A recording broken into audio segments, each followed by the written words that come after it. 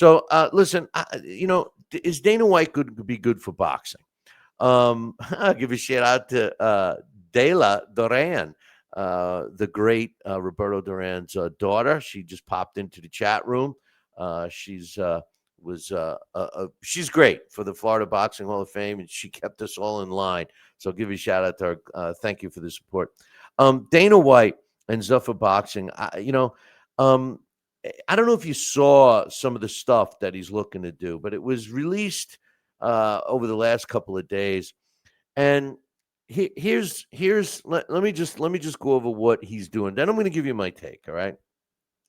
He's announced officially that Zuffa Boxing that he's going to be teamed up with Turkey Al Rashid, and they are not recognizing any of the current belts. In other words, no WBA, WBC, WBO, or IBF. They're going to incorporate their new belt, the Zuffa Boxing belt. And once somebody wins that belt, then they're going to be in line to fight for a ring championship belt. White said, and I quote, there will be a Zuffa belt, and then there will be a ring belt. I'm not going to recognize any of the other sanctioning bodies. So to me, this sounds like it's separating boxing, not unifying boxing, and it's identical to the UFC. Here's the thing. They also, between the two of them, Zuffa Boxing and Turkey Al Rashid, landed a broadcast deal with Paramount for next year. 12 boxing events will be on Paramount, and it's a 5-year deal. So that's huge. And TKO Group, which owns the UFC and the WWE. You see the parallel here I'm trying to get to. I mean, this is what it's becoming. It's so they're trying to separate themselves, and here's my problem. Everybody ran to Turkey Al Rashid because they're following the money. All the promoters, they're all patting them on the back, racing to get their fighters there. Traditionally promotional outfits that didn't work together are all of a sudden working together because of the do re mi. And now all of a sudden Dana White comes in. He actually promoted the Crawford Canelo fight, and now he's going to make some changes. And one of the things is he's trying to change or at least modify the Muhammad Ali Act. Now, why is he doing that? Well, he's doing that because he wants to sign fighters long term. He wants to dictate the salaries. And, well, does it sound like the UFC? Because it is the UFC. Now, I'm not saying that model couldn't work, because the UFC has proven that it does work. And we get good fights. The fighters are ordered to fight each other, and the power of the corporation, so to speak, UFC in this case, if they don't follow, they're done. So I think Dana White and Turkey Al Rashid are feeling that they could do the same thing. He also mentioned that he has no real desire to work with other promoters. Well, that's kind of strange, because the other promoters are all finally starting to work together because of Turkey Al Rashid. And then you get this. And one of the things that bothers me about this is, if you think about it, okay, so if you go back, I'm going to jump to another part of time. If you go back in history, Don King, who owned pretty much all the best fights back in the day, and Bob Arum, Butch Lewis was another one. These guys didn't necessarily like each other, but they got together when the big fights had to be made, and they made the fights. And we got to see some great fights during those eras. Hagler Hearns, Hearns, Sugar Ray Leonard, et cetera, et cetera, et cetera. All of Roberto Duran's fights. And here's the thing. They didn't like each other. They didn't want to do anything with each other. They wanted to promote their own fighters. But when the main fights that the fans wanted to see needed to be made, well, then these promoters put their grievances aside and got together and made the fights, right? Well, what started happening here and after that is that the promoters, because of the success of the UFC, decided that they were going to have their own promotional company, have their own fighters, and close out the other promoters and run with their fighters. The PBC, if you recall, had their own belt, and they hit the waves several years back, and everybody thought they were going to save boxing. They started putting a plethora of fights on every channel known to man, and everybody thought it was great. Well, it didn't work out that well because all the deals that they made and the money that Al Heyman spent from the people that backed him went up in flames quickly. And before you knew it, all the networks were dropping them.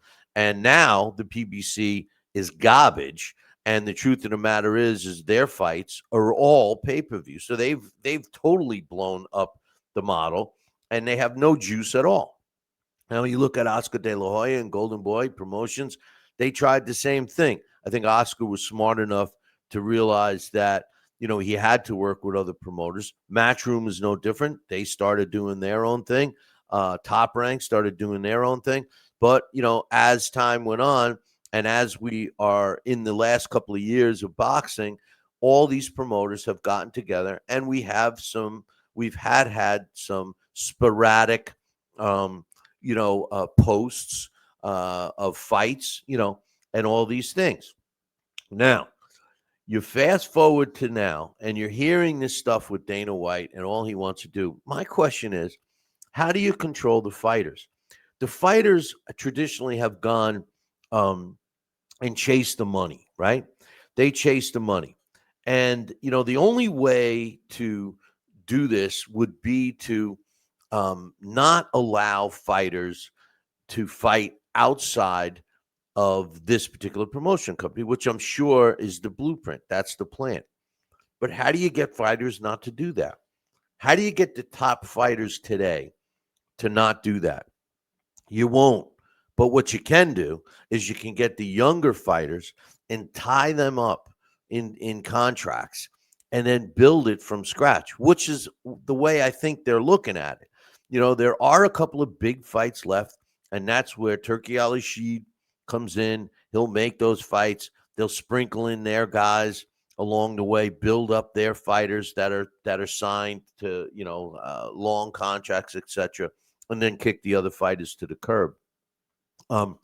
Do I think it's going to be good or bad for boxing? Well, I think what boxing needs 100% is unity, not separation. We don't need boxing to be separated into Zuffa Boxing's guys and Golden Boy's guys and Matchroom's guys. I mean, that's what hurts boxing. That's why we don't get the fights and we don't get the good fights. Shout out to my man Dave in the chat room, congratulating us.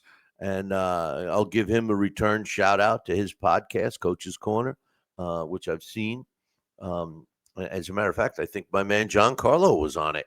But in any event, I'm going to have John on here. We went to school together, and John owns a unique piece of boxing history.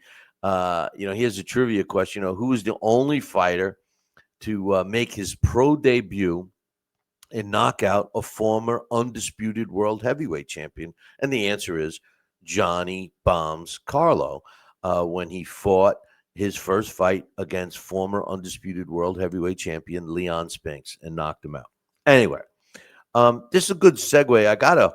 And by the way, if you guys want to have any questions answered, or if you have any comments or concerns that you want to have on the show, the best way is to drop me an email, bill@billycboxing.com. Or if you have the other website addresses, you can email me and I'll read your emails. If you reply or message me on social media, I will do it as well. Like I'm going to do this one from my man Mike. Mike sent me a question over social media, and it said, and let me tell you something. This was such a good question and segue into today's show. He says, "Hey Billy C, I hope you're well. I watched the final 4 rounds of the Marino Garcia fight. It was like watching a movie. It was a great match. What's your thoughts?" Well, let me tell you something, boys and girls. I didn't include it in my round boxing results earlier because I knew I was going to talk about it. This is the fight, okay? And not only was it an entertaining fight, the fight was on Saturday out of Florida, my new adopted state, which I love. Um, and it was a scheduled 10-round junior middleweight fight between Emiliano Marino, who was 12-0 with 7 knockouts, and he was fighting against Raul Garcia, who was 14 wins, 2 losses, and a draw, with 12 of his wins coming by knockout. And both of these fighters had been in a couple of decent fights going into this. And personally, I thought Garcia had the tougher level opponents. I mean, he lost 2 and he had a draw in another. So generally, that's an indication of being in some tough fights, or at least being in fights that are above the level that you're currently in. If you watch this fight, in my opinion, this is what boxing is all about, really. What we need is fights like this to be the norm and not the exception. From the 3rd round on, this was an action-packed back and forth fight. Both fighters landing hard shots. I was shocked that there were no knockdowns. They were close to being knockouts. The fight was nothing less than a war, and it's already been mentioned as a fight of the year candidate. Garcia won the first 2 rounds on my unofficial scorecard because Marino didn't do much. His claim is that he always starts slow and blah, blah, blah. Well, this is something I think all fighters need to understand. It's definitely something I've mentioned, to fighters I've worked with. You must win all the rounds. You can't give up a round and say, well, I'm feeling them out. I'm doing this. Even if you're doing a feel out round, you got to land more punches so that you win the round. In my opinion, these first couple of rounds of this fight ended up giving Raul Garcia the win. I mean, the way the judges scored it, 96-94, 97-93, 98-92. I get it. The 98-92 was one-sided. But, if he didn't win those first 2 rounds, the result is different. It was a great fight. Garcia now is 15-2-1 with 12 knockouts. Marino drops his first fight of his career. He's now 12-1. This is what boxing needs. If you're looking for a blueprint, this is it. And the reason why I say this is it is because these were 2 fighters. And remember what I said going into the fight. You had a 17-fight guy going up against a 12-fight guy. 14-2-1 was Garcia's record. 12-0 was Marino's record. And they both had fought similar opposition. So if you're looking to get the trick of how to make boxing great again and how to have meaningful fights, the powers that be need to take young fighters like these 2 and put them against each other earlier on, like these 2 did. Now, here's the thing. Does anybody really lose in this fight? Okay, so Marino picks up the first L on his career. But I guarantee you he learned something from this fight.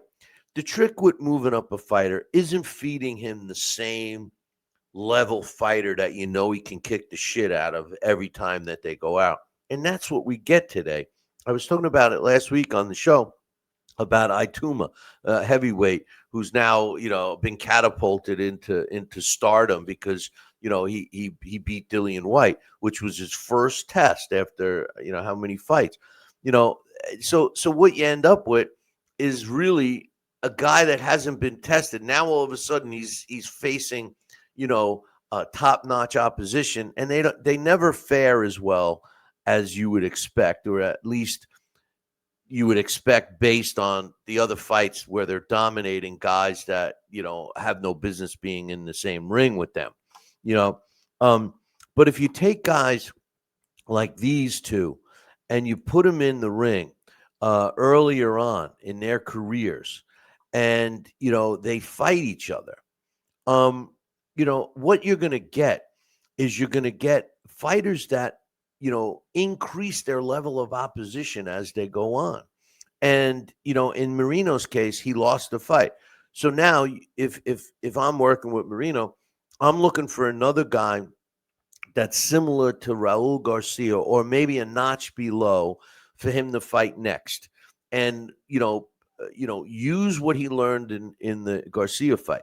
Now he wins that fight, he moves up. Now, as far as Garcia goes, same thing. He needs to take a little step upward, and what you end up with is true rankings. Because if you rank these guys like this, and they beat the guy ahead of them, they're climbing the ladder.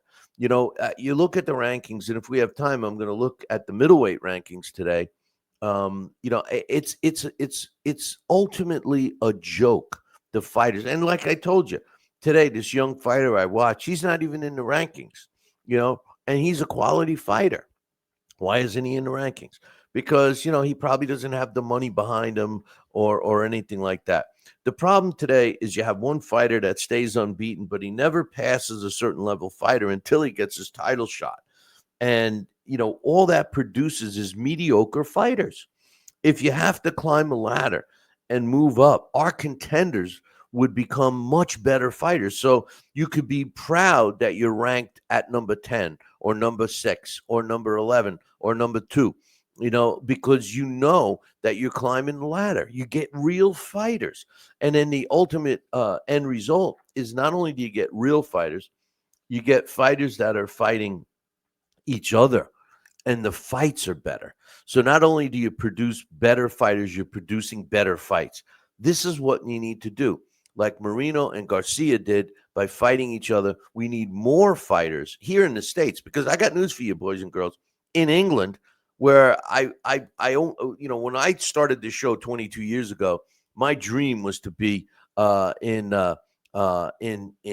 England to do fights. Dave's saying money moves the fighter, Billy. Yeah, no shit. I mean, that's the problem. The money, and I've been involved with many fighters, management and everything else. What you have to do is, the managers or the promoters have to turn around and pay for the opponent. Look, I'm sure that Dave knows this, and most other people know it as well. The truth of the matter is that a fighter, in most cases, the opponent, when you're building up a fighter, the opponent is making more money than the A side guy. Why? Because you're paying him to lose. You're not telling him to take a dive, but you're paying him to go in there, and he knows damn well that he's not going to beat the guy that they're being put in. Now, there's sometimes when the guys say, great, I'll make as much money as I can. I'm in better shape, and I'm going to open up a can of what on this guy. And it does happen. But that's the problem. And Dave, yeah, you mentioned it, but that's the problem. We should have true fighters moving up. And let me ask you this, Dave. If money moves fighters, then why won't the powers that be that are involved with a fighter, why don't they test them more and do it? You know why? I'll tell you why. Here's another social media post that explains it. Okay. And this is people still talking about. Here's my man Cap. I'll give him a shout out. And Hawk. There was a social media post, and people still talking about Floyd Mayweather, right? Which irks the hell out of me, because number one, Floyd Mayweather is not the best ever. He's not the greatest of all time. Blah blah blah. He's not the number one. I can't stand when I see it. It's like everybody is just so stuck on that, because Mayweather himself has brainwashed everybody. But check out this post, and I think this explains it. This person wrote, Mayweather is one of the influential fighters in the sport of boxing. Here's why. And he lists 5 reasons. The first reason, Philly shell. Now it's widely used. Number 2, he's got a perfect record. He sold his record. Now fighters are afraid to take losses. Number 3, he only fought once or twice a year. Number 4, fighters are now promoters. He's saying he's mentioning all of this as a credit to Mayweather, and he says his language. He's a tough competitor, doing A and B sides, and this guy says he can go on and on. Well, you know what my thoughts of this post is? Aside from number one, numbers 2 through 5 are the problem. This is the problem. This is the exact problem that boxing has. Because yeah, Mayweather was successful, and Mayweather was a great salesman, and he brainwashed everybody to think that the perfect record is all you need. So yes, Dave, this is the bottom line. This is why people are paying fighters to lose, basically, or paying an opponent to fight their fighter so that that fighter can pad their record. Come on, boys and girls. I'm not BSing. That's the facts. Now, what does that take? What does boxing become when that's what we have? What does it become? What does it become? Look at our ratings right now. Look at these fighters. I wasn't going to get into it right now, but in the middleweight division, which is a glamour division, right? I mean, let's face it, heavyweight division and then middleweight division traditionally were the two top divisions, right?